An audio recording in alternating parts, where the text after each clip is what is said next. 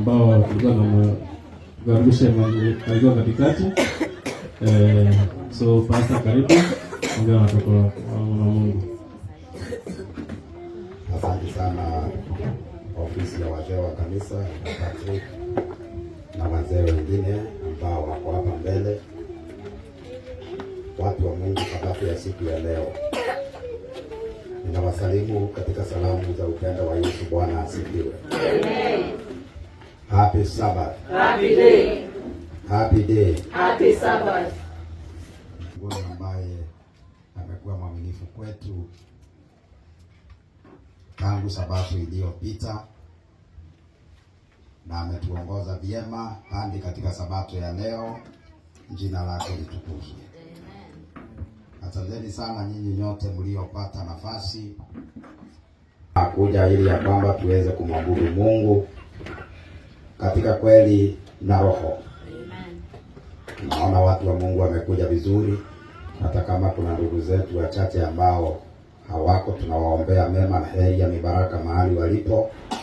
Mungu pia endelee kuwaonekania na kuwapa msukumo wa kumpenda na kumwabudu sawa sawa na neno lake.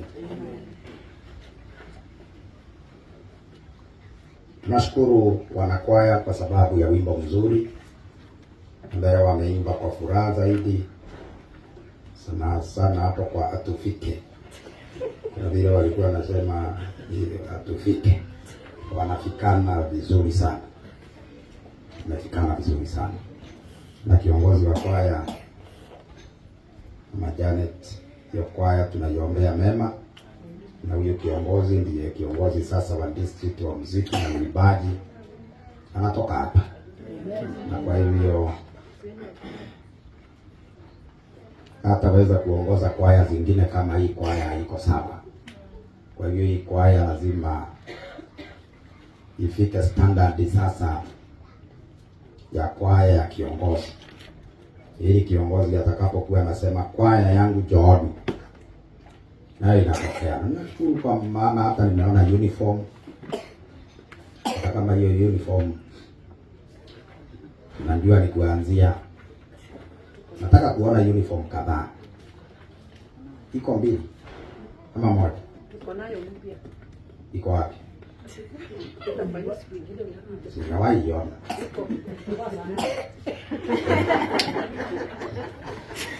Ni vizuri kuiona. Maana ile nimeona mara mbili ni ile ya red. Na ni nzuri. Ni nzuri sana ya red. Na mlianza na black. Kila mtu hawezi kosa nguo black na white. Maana ilikuwa hapa hiyo siku. Mungu akawasaidia mkapiga hatua mkaenda red. Sasa tunataka kuona mshono mmoja, uniform mpya. Ikwaya ni ya kiongozi wa district. Na kwa hiyo tarehe 4 mwezi wa 4 wakati kwaya zote zitakuwa zimekusanyika siku ya muziki na uimbaji, na wageni ambao watakuwa wametembea kuabudu pamoja nasi, hii kwaya tunataka kuiona. Bwana asifiwe.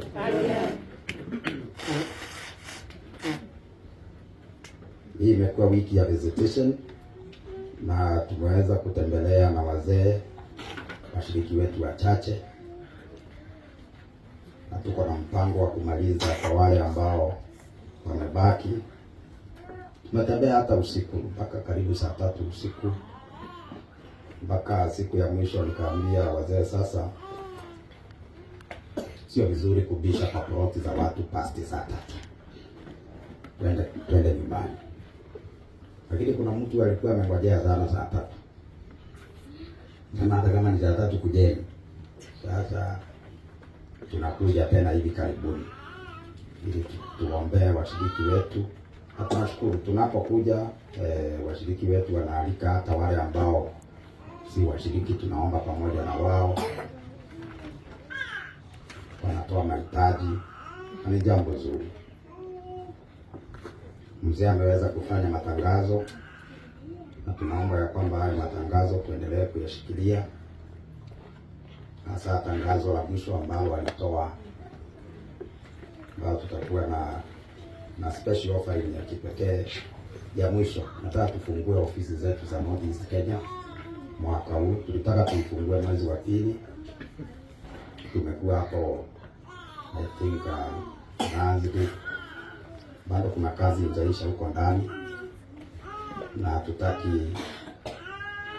wafungue hiyo ofisi kama itaisha kabisa, alafu huko nje itamalizwa kidogo. Najua target iko juu, pesa ni nyingi ambazo zinatakikana, lakini mimi nimeomba washiriki wangu wanipee shilingi 300 peke yake. Kwa wengine wanaweza toa nyingi. Last time tulikuwa tunaomba 2000, tukaomba 2000. Sasa kulingana na hali ya uchumi, naomba mshiriki atoe shilingi 100 ngapi? 300. Omba Mungu atusaidie. Tuko na mwezi wa pili, tuko na mwezi wa tatu, wote miezi mbili, within 2 months. Tafuta shilingi 300, weka hapo North East Kenya Field. 300 tu peke yake.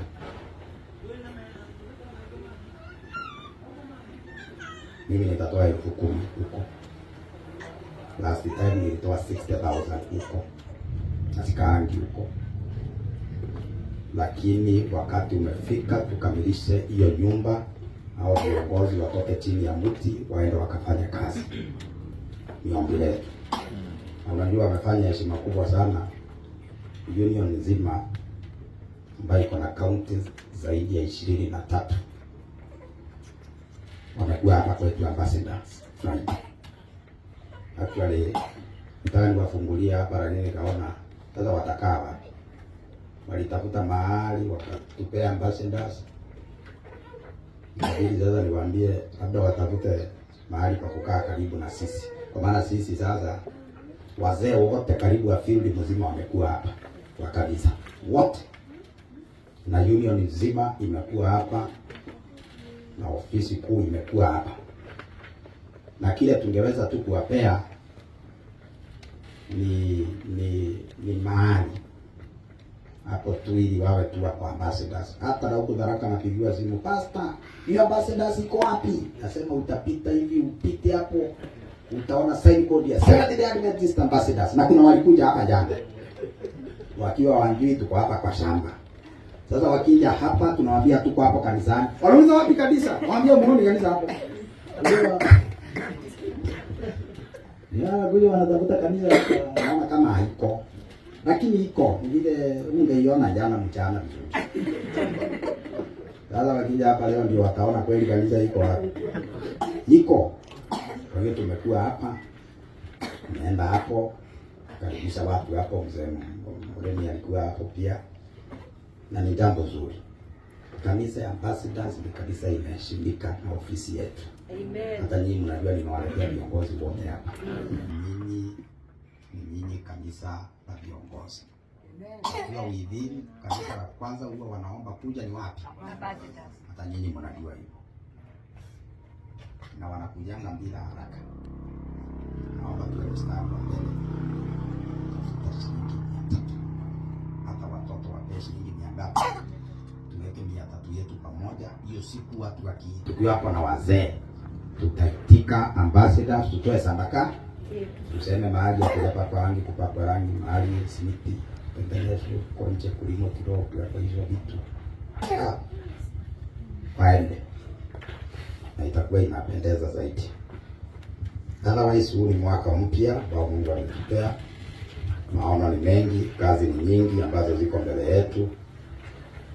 Tunajua Mungu wa mbinguni kwa maana anaishi atatuongoza kusonga mbele. Kama ilivyo katika kitabu cha Ufunuo sura ya 21 mstari wa 5. Inasema ya kwamba na yule ambaye alikuwa ameketi kwenye hicho kiti cha enzi akasema, nayafanya yote kuwa mapya. Naye akaniambia, andika, maneno haya ni ya kweli na ni ya amina. Hebu na tuombe. Mungu wetu na Baba wetu, tunapoenda kusikiza neno lako, tuomba utuongoze Katika jina la Kristo tumeomba na kuamini ya kwamba ninayafanya yote kuwa mapya. Nayafanya yote kuwa mapya. Fundisho letu fupi siku ya leo linasema mapya, mapya,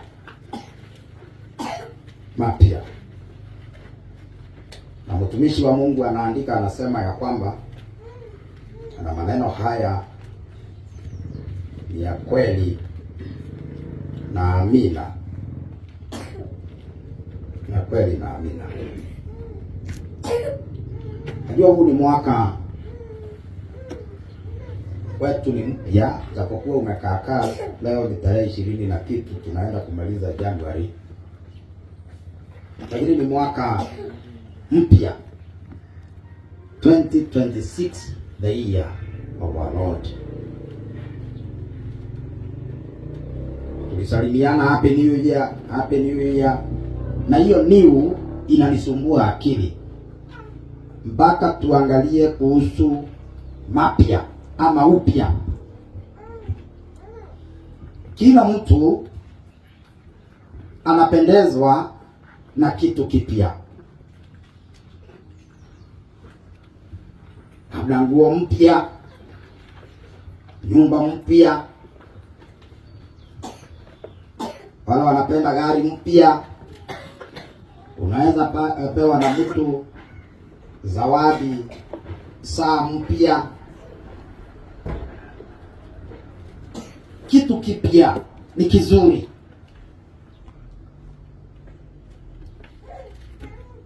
Inapendeza, inainua. It appeals and revives esteem. Inakufanya usikie, ujihisi ya kwamba uko sawa. Kitu kipya wakati mwingine kinakuja na mabadiliko, an aspect of change. It brings an aspect of change. Inakuja na mabadiliko. It is a relief. Inakuja kuleta ile hali ya kupumzishwa, ama unakuta ya kwamba sasa unaweza kupumua, kwa maana kile ambacho umekuwa ukingangana kupata sasa umekipata. It is a relief. Unapokuta ya kwamba uko na hicho kitu mpya, inaashiria kwamba si kurudi, unarudi nyuma. This is a progress. Unasonga mbele, unasonga mbele. Wanadamu, human beings have a unique capacity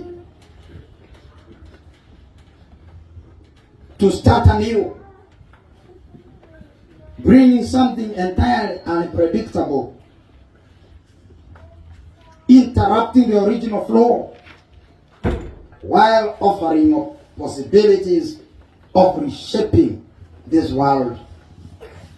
This comes, however, by building on the past helpful ideas while abandoning the obsolete, challenging an improvement.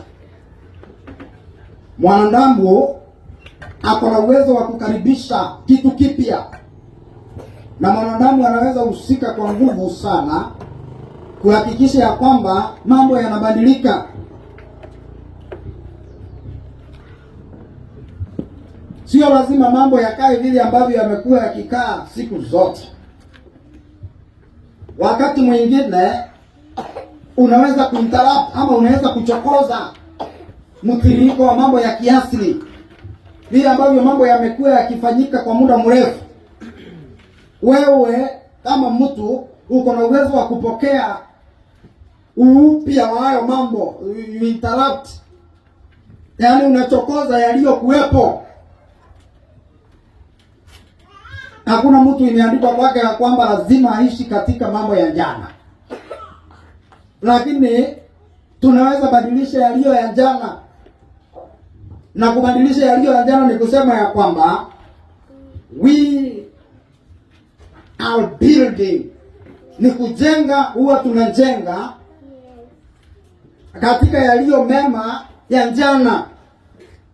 Mambo yale mazuri ya jana tunajenga juu yake siku baada ya siku nyingine, na kwa kujenga katika misingi iliyo mizuri ya jana na kuyaacha, hapo ndipo tunasema ya kwamba abandoning the absolute, ni kuacha, tunaacha, ama ni kusahau, tunasahau yale ambayo hayana umaana, yale ambayo hayawezi kutusaidia, yale ambayo hayana faida. Hayo mambo yote ya jana ambayo hayana faida kwangu, ambayo hayana faida kwako, we abandon them today. Tunayaacha leo. Then we welcome, tunakaribisha upya wa leo, upya wa leo, nakaribisha upya wa leo. Every new day, kila siku mpya, has no mistakes. Kila siku mpya, it is new as it is, ni mpya kama vile ambavyo unaisikia. It has no mistakes, haina makosa. Makosa hutokea wapi? When we carry, wakati ambapo tunabeba jana na makosa yake na changamoto zake na mambo yake, tunaibeba, tunaipeleka katika hiyo siku mpya. Hapo ndipo hiyo siku inapata kasoro. Lakini every new day is as new as it is, ni mpya kama vile ambavyo ilivyo. Na kwa hivyo tunapoangalia upya ama mambo mapya, tunasema ya kwamba ni kujenga, tutajenga katika yaliyo mema, ni kujenga, tutajenga juu ya yale ambayo yako na faida, ni kujenga, tunajenga katika misingi inayoweza kutusaidia leo, na tuyaache mambo ambayo hayawezi kutusaidia ya jana, ili ya kwamba sasa tutembee katika upya wa maisha. Tutembee katika upya wa maisha. Na kwa hivyo kama vile neno la Mungu linasema, kitabu cha Wakorintho wa pili 5 mstari wa 17, tazama mtu akiwa ndani ya Kristo, ya kale yamepita, tazama yamekuwa nini? Yamekuwa mapya. Kwa hivyo kunaonekana ya kwamba katika haya maisha kuna kitu ambacho tunaita transition.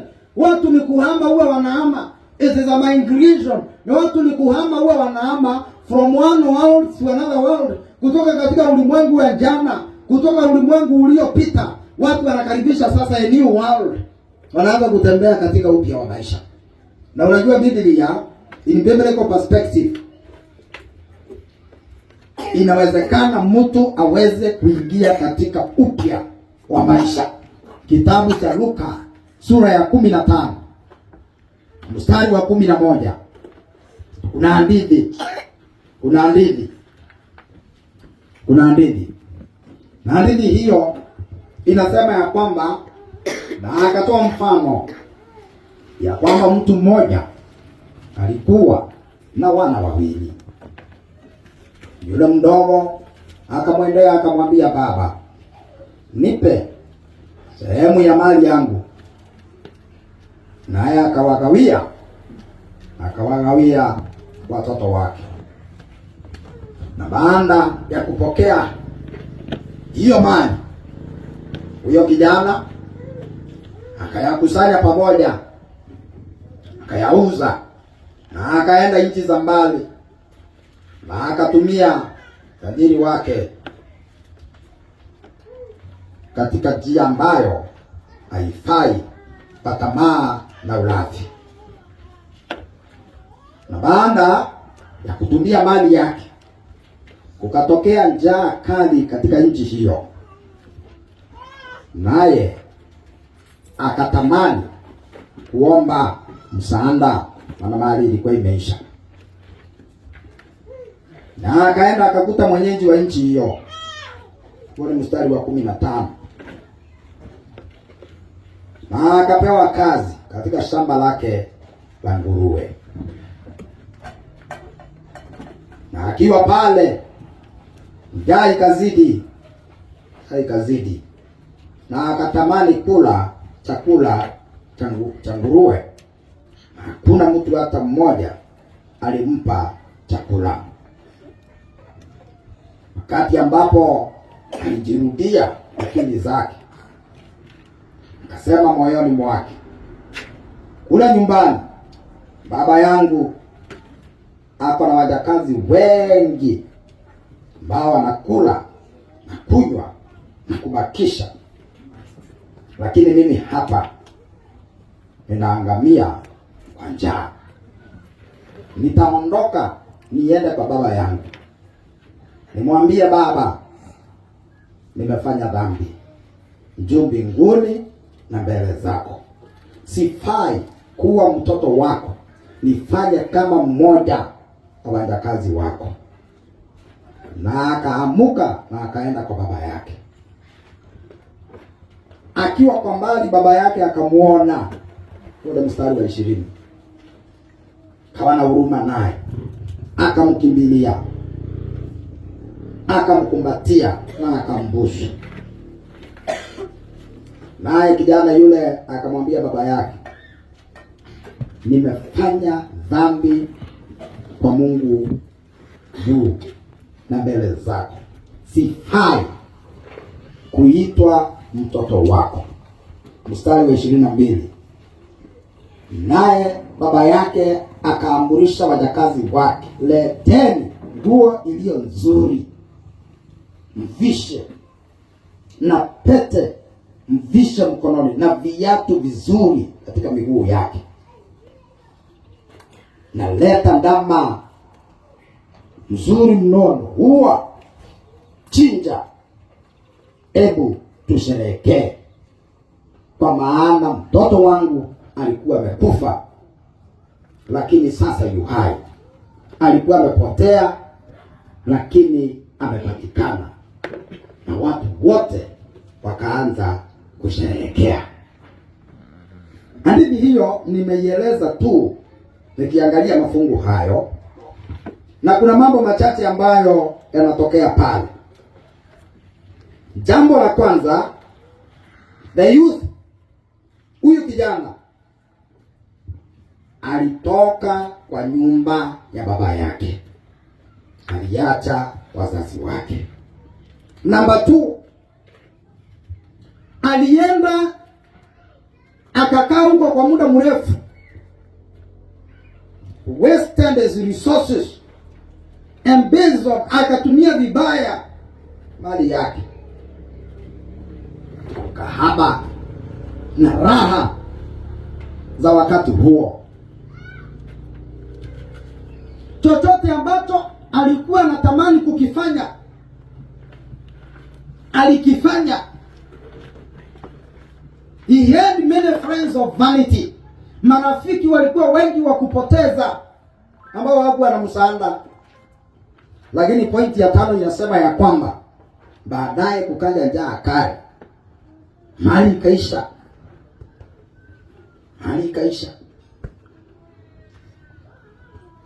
Marafiki wakaisha, na hakuna mtu alibaki karibu na yeye. Then the consequence is that alipatwa na stress,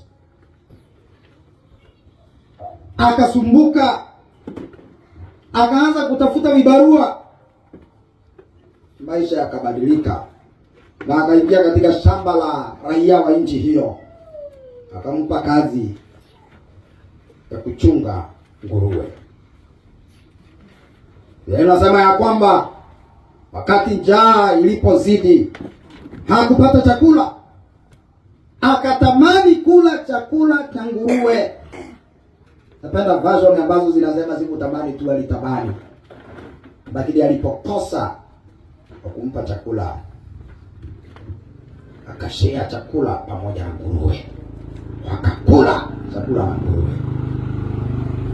Na wakati alipokuta ya kwamba chakula chake na nguruwe ni sawa, marafiki wote wamemwacha, wameenda, pesa zimeisha, his life became saltless and meaningless. Maisha yake yakaanza kukosa ladha, maisha yakakosa umaana.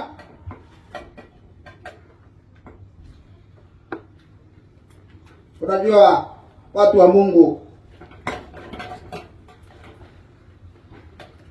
ile sako ambayo uko nayo leo, the sako ambayo unaona karibu nao,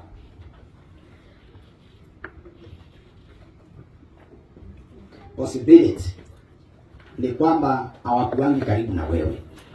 Kile wanakuwa karibu nacho ni kile kitu uko nacho, na ile siku utapungukiwa, ndio utajua ya kwamba hapa hakukuwa na rafiki. Wahenga walisema akufaaye kwa dhiki. Huyu kijana alipoangalia kando, wale ambao walikuwa wanakunywa pombe na wao hawako, wale walikuwa wanaenda katika raha na wao hawako, wale ambao walikuwa wanasaidia wakati alikuwa na mali hawako, na sasa ni kufa, anakufa njaa. Saa hii anatamani hata chakula ama maji, hakuna mtu wa kumpea. Maisha yamekuwa hayana maana, life is saltless and meaningless. Akainama na kula mabaki yaliyokuwa yanabakishwa na nguruwe. Na point ya 7 tunasema, at that moment he dipped in the calamity of history. Akachanganyikiwa katika historia na jana, na kama anaishi jana. Maisha ya huyo kijana yakawa yamefunikwa na giza, but he cannot see the light of tomorrow. Hawezi ona nuru ya kesho, kwa maana kama angaliona nuru ya kesho angalikuwa na matumaini, lakini maisha yake sasa ikawa ya kwamba hawezi ona hata nuru ya kesho. Akawa anaishi katika jana, anaishi katika ulimwengu wa giza, anaishi katika ulimwengu wa giza, na giza likawa kali, na akafungwa katika shamba la nguruwe. Na katika hilo shamba la nguruwe ni kusema ya kwamba hawezi tena kutoka nje ya hilo shamba, kwa maana minyororo yote na kamba zote ni hapo katika hilo shamba la nguruwe. Yeye anaona nguruwe na maisha yake ni nguruwe, kwa maana alikuwa kichaa. Kichaa ni mtu ambaye anaitwa mwenda nini na wazimu, alikuwa kichaa. Na wacha niwaambie watu wa Mungu, tactic moja ambayo shetani anatumia ya kuangamiza watu katika ulimwengu wa jana ni kuwafanya wenda wazimu, ili ya kwamba usione nuru ya kesho. Na usipoona nuru ya kesho, wewe hauna matumaini. Lakini unaposoma mstari wa 17, while he was deep in the calamity of history, akiwa amezama katika changamoto za jana, he came to himself, he came to his senses. Akili zake na fahamu zake zikawa sasa zimeanza kumrudia. Na wakati ambapo akili zilianza kumrudia, hapo ndipo minyororo ya utumwa ilikatika, na akakumbuka nyumbani, akakumbuka mibaraka ambayo iko mbele yake, akakumbuka ya kwamba anaweza piga hatua moja mbele kutoka katika hilo shamba la raia wa kigeni. Akakumbuka ya kwamba anaweza hama jana na tembee sasa katika upya wa kesho, tembee katika upya wa kesho. Na Biblia inasema ya kwamba hiyo siku, wakati ambapo akili zake zilipomrudia, akaanza kutamani for something new. Akaanza kutamani kitu kipya, akaanza kutamani kitu tofauti. Unajua, for all this time yeye alitamani kula chakula cha nguruwe. Hakuonekana akitamani kitu kipya, hakuonekana akitamani growth au progress, hakuonekana akitamani ya relief ama kupumzishwa. He was not yearning even for revival. His life was just dipped in the calamity of yesterday. Alikuwa amejengwa katika giza la jana until he came to his senses, mpaka wakati ambapo alikuja katika akili zake, fahamu zikamrudia. Na kwa maana kulingana na vile ambavyo alikuwa, kama anakuja katika fahamu zake leo, ni kumaanisha jana hakuwa na fahamu. Alikuwa amefungwa, alikuwa amefungwa katika jana. He was bound in yesterday's calamity. Alikuwa amefungwa katika jana. Na watu wa Mungu, nataka niwaambie, it is very dangerous. Ni hatari sana kufungwa jana. Ni hatari sana kufungwa jana.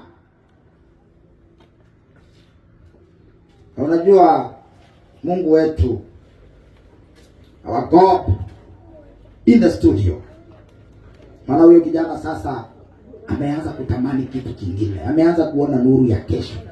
Kwa huyu kijana kumeanza kupambazuka. Huyu kijana ameanza kuona sasa akiwa katika maisha mengine. Huyu kijana ameanza kuona new experiences coming. Huyu kijana ameanza kusikia freedom is coming.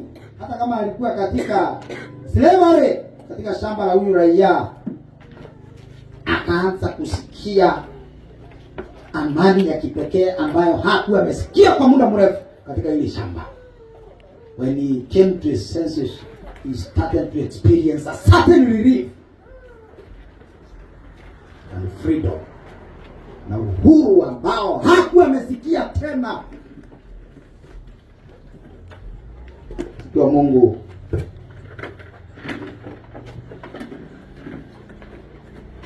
something new is happening. Kitu kipya kinafanyika. Kitu kipya kinafanyika. Biblia inasema ya kwamba, tazama ninafanya kitu kipya. Tazama ninafanya kitu kipya. Tazama nafanya kitu kipya. I will do a new thing. It shall spring forth. I will even make a way in the wilderness and the rivers in the desert. The beasts of the field shall honor me, the dragons and the owls, because I give waters in the wilderness and rivers in the desert, to give drink to my people, my chosen ones. Anasema ya kwamba sasa ninafanya kitu kipya. Natengeneza barabara katika jangwa na mito katika jangwa. Wanyama wa porini na ndege wa angani watakunywa maji katika chemichemi jangwani, na watu wangu wateule wangu wataburudika katika maji yaliyo hai, anasema Bwana wa majeshi. Mungu wa mbinguni ameamua in his creative studios, katika studios zake. God is not repairing anymore. Mungu si kurepair na repair. Unajua, our God is not in the business of repairing things. God is creating new things, originals of originals. Unajua, tunaambiwa ya kwamba you can only have one original. Unakuwa na original moja, the rest zinaweza kuwa photocopy. But our God is not dealing with photocopies here. Our God is not repairing things. God is creating lives. Mungu ni kuumba, anaumba tena.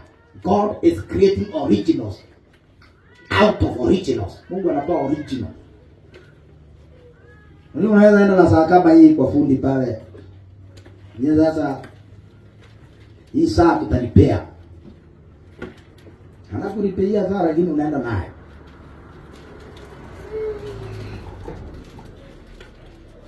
Simu kama hii inaenda inawekwa labda skrini kidogo kidogo, tengeneza kidogo. Naona kweli imeingia skrini, lakini angalia hiyo simu na vile ilikuwa mbeleni, unaona iko na kasoro. Kwa maana something that is repaired is not equal to an original. Repairing iko na kasoro zake, lakini original imesimama mahali pake, haijainama, iko sawa.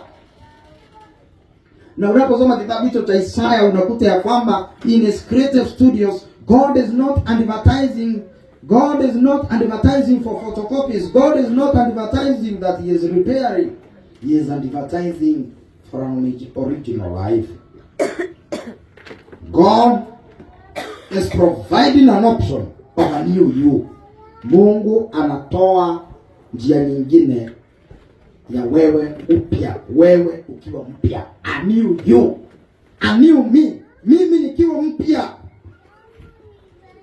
Our God is not making things better. Mungu si kufanya anafanya mambo kuwa mazuri zaidi. Ndio unaweza fikiria kwamba God is making things better. Mungu ni kufanya anafanya mambo kuwa mazuri zaidi.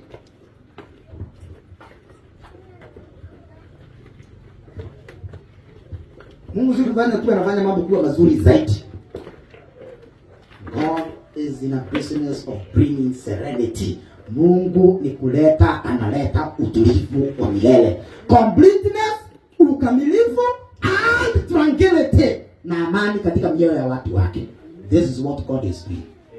Kwa hivyo Mungu si kujaribu anajaribu. God is not trying. God is not like making things better. Mungu si kufanya tu anafanya mambo kuwa yanakaa mazuri kidogo. God is in a business of bringing total completeness, serenity, tranquility in his people, ndani ya mioyo ya watu wake.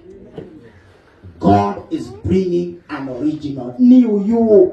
Mungu analeta original ya mpya wewe, ya mtu mpya wewe. A free person, mtu aliye huru.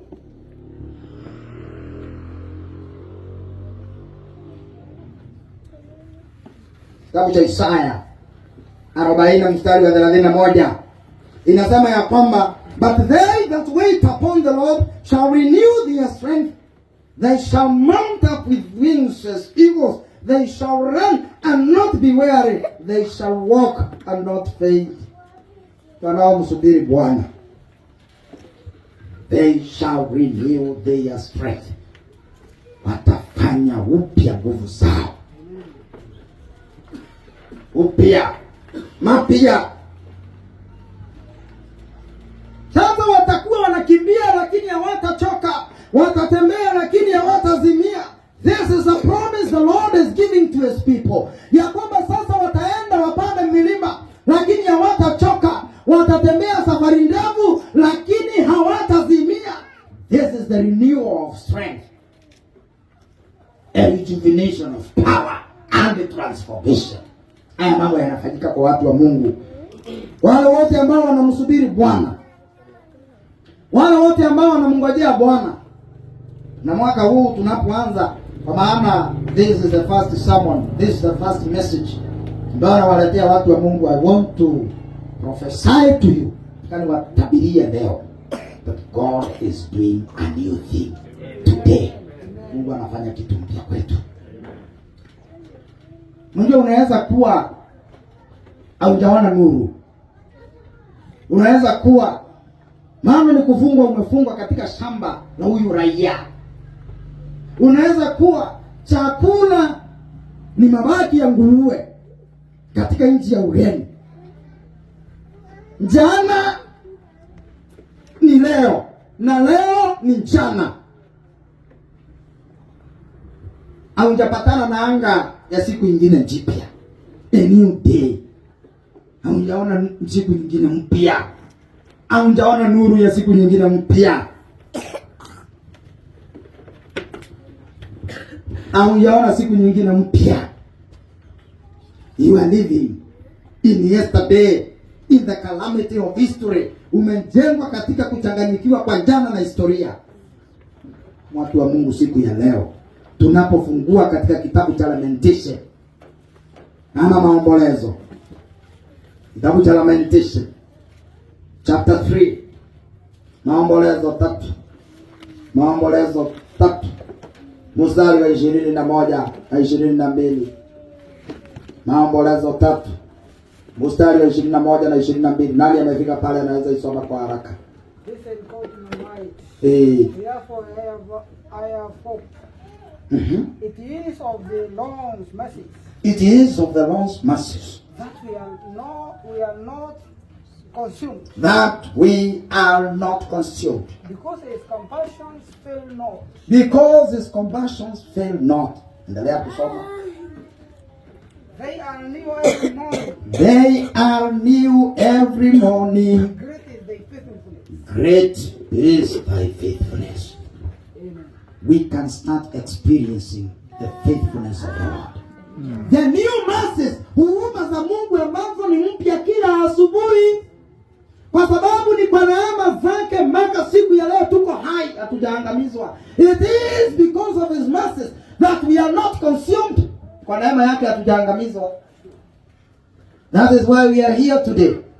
Na kama Mungu ametupa nafasi ya kusikia neno lake leo, ni kwa sababu ametuhifadhi tusiangamizwe na dunia. If you can face tomorrow, kama unaweza amuka na ukutane na leo na kesho, and yesterday didn't break you, na jana haikukuvuja, that means that yesterday made you more strong. Hiyo ni kumaanisha ya kwamba jana imekufanya sasa uwe imara zaidi. If what you are going through didn't break you, it will strengthen you. Takutia nguvu katika jina la Yesu.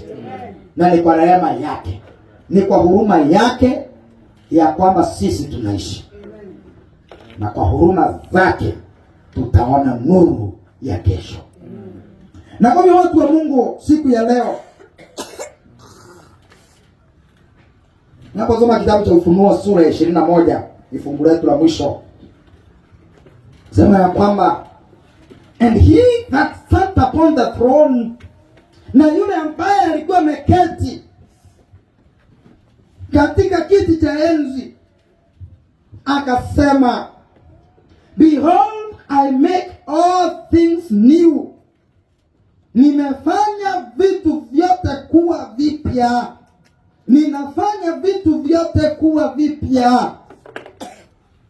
Na akaniambia, write, andika, for these ones are true and faithful. Haya maneno ni ya kweli na amini.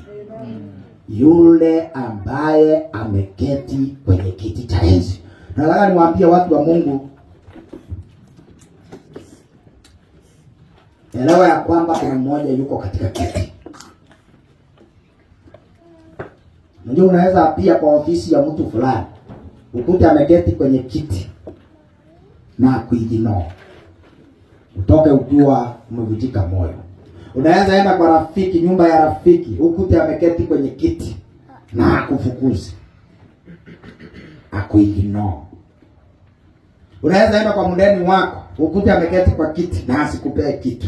Lakini sikiza, kuna mmoja ambaye ameketi katika kiti cha enzi, na huyo ameketi pale kwenye kiti cha enzi kwa sababu yetu. Making things new, kifanya mambo kuwa mapya. Na unajua Yohana akiwa pale katika kisiwa cha Patmos akaona kana kwamba si kweli, akamwambia, wewe Yohana, andika hivi. Kwa maana John was like hesitating. Yohana ni kama alikuwa anasita kuandika, kwa maana probably John was going through hell. Yohana alikuwa anapitia mambo magumu.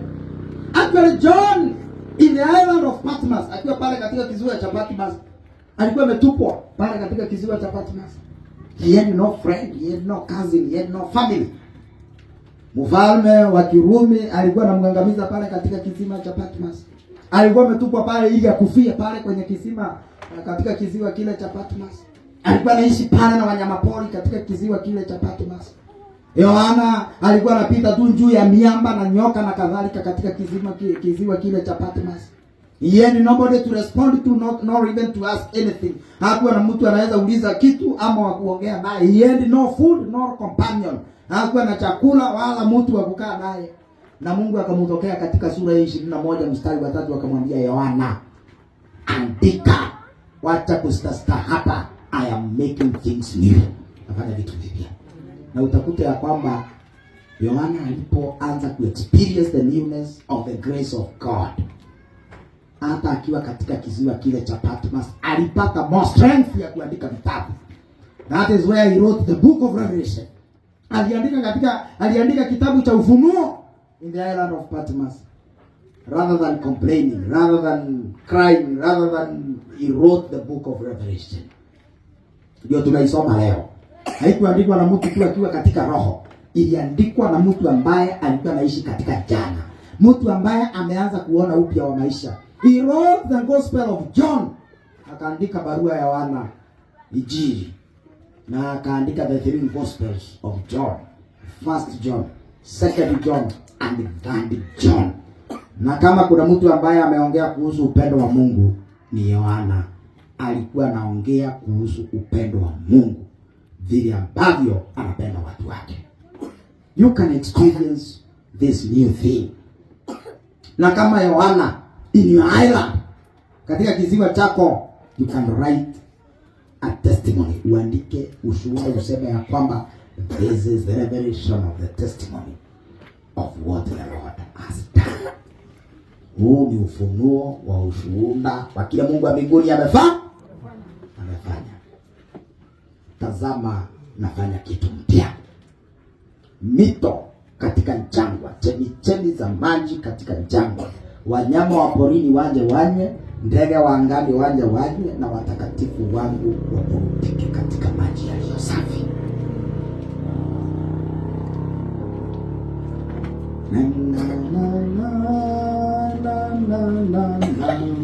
Choristers 73. Juu kuliko akaza mwendo. Kwa maana hapa ni kukaza mwendo. Kielekea juu mbinguni, kwa maana juu kuliko mbinguni, juu kuliko dunia. Bwana uniongoze. Hebu tuimbe huo wimbo. Choristers tuwekee nambari hiyo 73. Nakaza mwendo. Nakaza mwendo mbinguni, tuimbe. Nakaza mwendo mbinguni, kila siku napanda juu, naomba nikisafiri, Bwana uniongoze juu, Bwana uninue juu, kwa imani hata mbingu, juu kuliko dunia, Bwana uniongoze juu. Moyo wangu hautaki kukaa palipo shaka, wengine wapenda chini, nia yangu ni kupanda. Bwana uninue juu, kwa imani hata mbingu, juu kuliko dunia, Bwana uniongoze juu. Nataka kupanda juu, nisishindwe na adui, kwa imani nasikia sauti ya washindaji. Bwana uninue juu, kwa imani hata mbingu, juu kuliko dunia,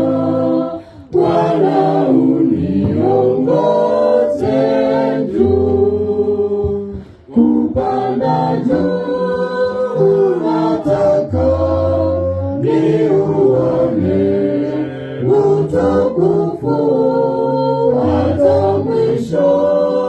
Nitaomba Bwana uniongoze juu, Bwana uniinue juu kwa imani hata mbinguni kwa dunia, Bwana uniongoze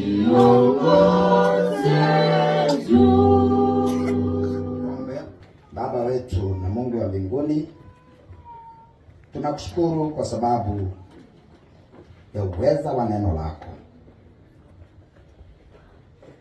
Juu ndiyo tunataka kupanda juu katika viwango, ukituinua tunapokutegemea. Tayari tumeanza kusikia sauti na ushuhuda wa washindi, na sisi tumeona nuru ya kesho. Sisi tumeona mwangaza wa kesho. Waliokuwa wamefungwa katika nchi za kigeni na raia wanaofuga nguruwe, tumeona nuru ya nyumbani. Tumeona nuru ya nyumbani, na sasa tunatamani kurudi nyumbani. Turudi kwa baba yetu, tuweze kuwa na furaha na amani, tukielewa dhamana ya wokovu huu. Sisi tuliotanga mbali tukaenda mbali nawe, tumeelewa dhamana ya kurudi nyumbani. Juu ndio tunataka. Mawazo yetu, nia zetu, kazi zetu, tufanye kazi siku baada ya siku nyingine, tukikaza mwendo, kwa maana juu ni bora kuliko dunia. Tunaomba siku ya leo ukaweze kutushika mkono, ukitupea upya katika experiences ambazo tuko nazo. Wengi wameishi katika jana. Shida za jana zimekuja hata leo. Hatujui tutoke hapa namna gani. Tunaomba siku ya leo tunapotoka hapa, tukutane na nuru ya kesho. Wanaoishi katika jana ya magonjwa, ukawape leo mpya ya afya njema. Ambao wamefungwa kwa sababu ya kukosa chakula na maisha mazito ya kukosa hata pesa ya kuwasaidia, wakaona nuru ya uhuru wa ulimwengu wa pesa. Wanaomba wasamee, uwape moyo mpya wa kukutumikia katika huu mwaka. Wahame katika nchi ya ugeni, waingie katika nuru ya mwaka mpya uliojawa na nguvu ya uteua. Sabato ya leo, Baba wa mbinguni, ni heri juu kuliko dunia. Tushike mkono, tembea pamoja nasi kama familia ambassadors. Na mwaka huu utakapokuwa unaisha pia, tuseme Mungu amekuwa pamoja nasi. Tunaomba kwa jina la Kristo aliye Bwana na mkombozi wetu.